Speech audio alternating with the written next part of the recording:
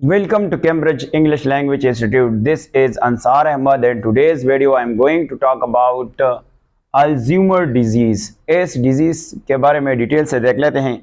FSc second year की biology से disease जो है वो जारी है। इससे हम क्या डिस्कस करते हैं, ये बेसिकली कौन सा डिजीज है। तो अगर हम इसकी डेफिनेशन को देख लेते हैं, डेफिनेशन, तो इसका जो डेफिनेशन है हम यूं देख लेते हैं यहाँ से कि ये क्या है, slow progressive disease of brain है। Slow progressive disease of brain है। ये किसकी डिजीज है? डिजीज ऑफ ब्रेन है। ये ब्रेन की डिसऑर्डर है। कौन सा डिसऑर्डर है? स्लो जारी बीमारी है। किसकी? ब्रेन की बीमारी है। अब इनमें से क्या होता है? It is characterized by what? Characterize by impairment. Impairment का मतलब क्या होता है? एम्पेयरमेंट से मुराद होता है खराब। Impairment of loss of memory, जिसको कहते हैं एम्पेयरमेंट ऑफ मेमोरी, जिसको कहते हैं मेमोरी, यानी इनमें से शॉर्ट मेमोरी जो है लॉस होता है। और इसके अलावा इवेंचुअली कहते हैं एट द एंड डिस्टर्बेंसेस। कौन से डिस्टर्बेंसेस पैदा होता है? डिस्टर्बेंसेस जो है ना वो कौन सा होता है? एन। कहां पे? रीजनिंग में। आप रीजनिंग नहीं कर सकते हैं, ऐसा बीमारी है। इसके अलावा प्लानिंग नहीं कर सकते हैं, प्लानिंग। और इसके अलावा लैंग्वेज में प्रॉब्लम्स आता है।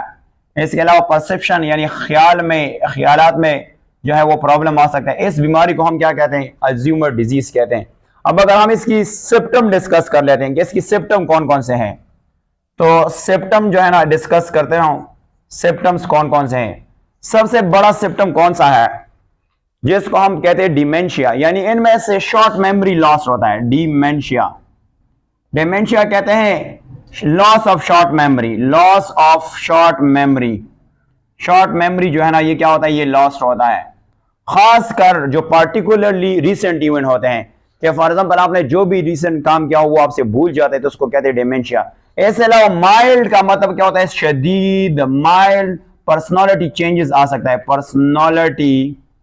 पर्सनालिटी चेंजेस आ सकते हैं, चेंजेस।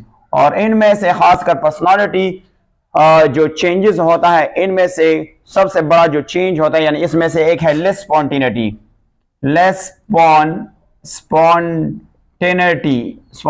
कहते हैं। लेस मीन कम, स्पॉन्टेनिटी लिया है यानी स्पॉन्टेनियस कहते हैं अचानक। तो ये मतलब आपकी बॉडी में रिस्पॉन्स जो है वो कम हो जाएगा। इसके अलावा एपैथी किसको कहते हैं?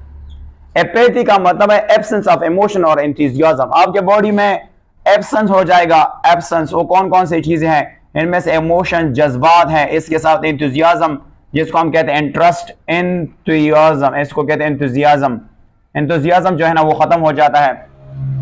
इसके अलावा आपकी बॉडी में ये टेंडेंसी पैदा हुई कि आप सोशल लाइफ से दूर चले जाएंगे। आप सोशल लाइफ को छोड़ दें, सोशल इंटरेक्शन छोड़ देते हैं। सोशल इंटरेक्शन जो है आप छोड़ देते हैं। और ये सोशल इंटरेक्शन जो है ना ये बीमारी की अर्ली टाइम में भी अफेयर हो सकता है। ये जो अर्ली, जिसको कहते हैं अर्ली, ये अर्ली भी आ सकता है इलनेस में। ये जो अलामात है बीमारी के शुरू में आपको ये अफेयर हो सकता है। अच्छा, इसके अलावा अगर ये बीमारी प्रोग्रेस होता है और वक्त के साथ आगे जाता है, तो फिर आपके एब्स्ट्रैक्ट थिंकिंग पैदा होती है। एब्स्ट्रैक्ट कहते हैं आइडिया, थिंकिंग, एब्स्ट्रैक्ट थिंकिंग पैदा होती है।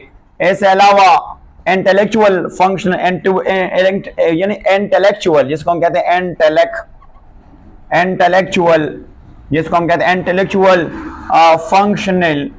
फंक्शन जो है ना डिवेलप होता है। फंक्शनल जो है वो डिवेलप होता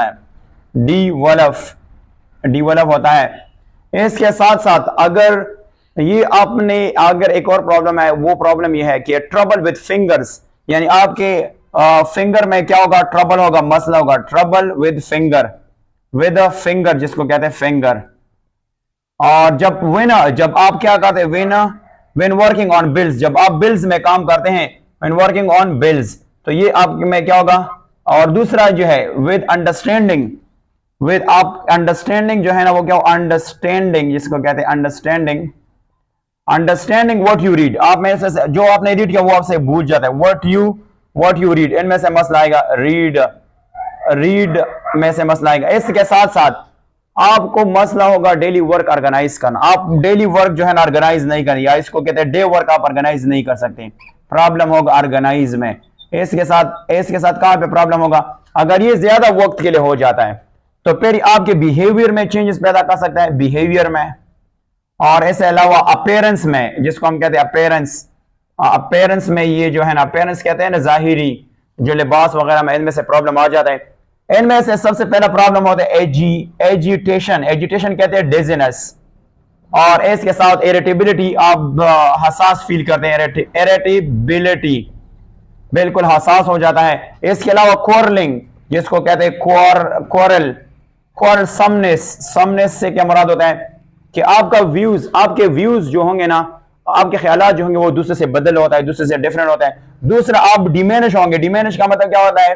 डिमेनिश का मतलब है डिक्रीजिंग, डिमेनिशिंग होगा टू ड्रेस, आप पूरा प्रॉपरली ड्रेस नहीं कर सकते हैं। अप्रोप्रिएटली मीन सूटेबल ड्रेस नहीं कर सकते हैं। तो आप, क्योंकि आप में से ये सारे चेंजेस आता है, तो इसको हम कहते हैं साइन एंड सिम्पटम। अब इसके काजेस और रिस्क फैक्टर देख लेते हैं। तो इसके काजेस क्या है और रिस्क फैक्टर क्या है, तो देख लेते हैं इसके काजेस और रिस्क फैक्टर। तो सबसे पहला जो है ना, अगर हम हेडिंग दे लेंगे काजेस और रिस्क फैक्टर कौन से हैं, काजेस एंड रिस्क फैक्टर्स देख लेते हैं। फैक्टर्स जो है ना, सबसे पहला, ये कौन से लोगों में ज्यादा होता है? नंबर फर्स्ट, एमसीक्यूज के तौर पर ये इंक्रीज होता है जब एज कितना हो जाता है, जब 70 ईयर्स ओल्ड हो जाता है, एज 70 तक हो जाता है। और ये 50% लोगों को अफेक्ट कर सकता है जब उसका एज कितना होता है, जब वो 85 का होता है, 85 इसका एज होता है। और इसके अलावा ये जरूरी नहीं है कि इस बीमारी है ना ये एजिंग है, ये एजिंग के साथ वास्ता होता है, एजिंग के साथ इसका कोई वास्ता नहीं है। और दूसरा, ये ऐसा नहीं है कि अनएविटेबल है, का मतलब इसको हम अवॉइड नहीं कर सकते। बहुत से ऐसे लोग हैं जो उसका उम्र जो है 100 साल है और फिर उसमें से नेवर जो है डेवलप हुआ है, कौन सा चीज नेवर डेवलप हुआ है, कौन सा एडी का मतलब हुआ है कि अल्जाइमर डिजीज डेवलप नहीं है। फिर साइंटिस्ट बिलीव करते कि जो अल्जाइमर डिजीज है ये होता है, किस की वजह से होता है कि एक प्रोटीन है जो हम बॉडी में प्रोटीन की प्रोडक्शन होती है, उस स्पेसिफिक प्रोटीन का नाम है बीटा, इसकी वजह से होता है बीटा एमाइलाई, यानी इसको कहते हैं एमाइलॉइड प्रोटीन है। और ये प्रोटीन बॉडी में क्या करता है, ये नर्व सेल को किल करता है। नर्व सेल जो है ना इसको डेथ, यानी जब अगर ये मर जाता है इस प्रोटीन की वजह से, तो फिर इस डिसऑर्डर को हम क्या कहते हैं, इसको हम अल्जाइमर डिजीज कहते हैं। अब ये एक ऐसा प्रोसेस है ना, ये ग्रेजुअल होता है, ग्रेजुअल होता है, और ये स्लो प्रोसेस है, स्लो कंटिन्यूस प्रोसेस है, प्रोग्रेसिव प्रोसेस है, प्रोग्रेसिव बीमारी है। तो ये वक्त के साथ आता है, एज के साथ आता है। ये तब है